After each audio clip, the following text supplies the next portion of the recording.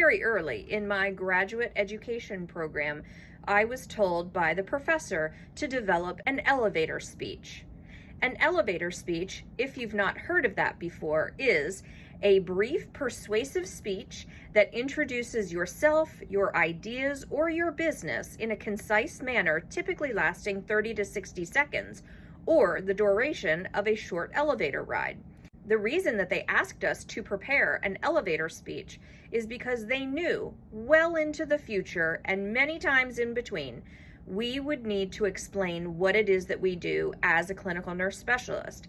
And in order to define it effectively, you would want to give some thought about what your answer is to that question.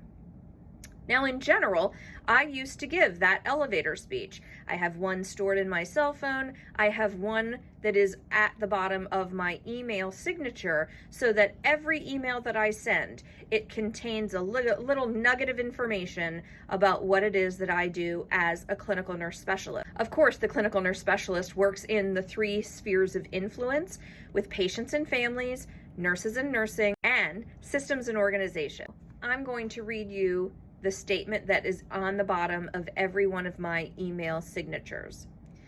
A clinical nurse specialist, CNS, is an advanced practice registered nurse, APRN, prepared by a master's or doctoral or postgraduate certificate level CNS program.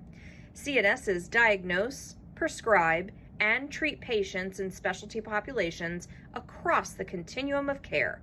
The CNS improves outcomes by providing direct patient care, leading evidence-based practice, optimizing organizational systems, and advancing nursing practice. I didn't write that specifically, so if you'd like to borrow it, you feel free to make it yours as well.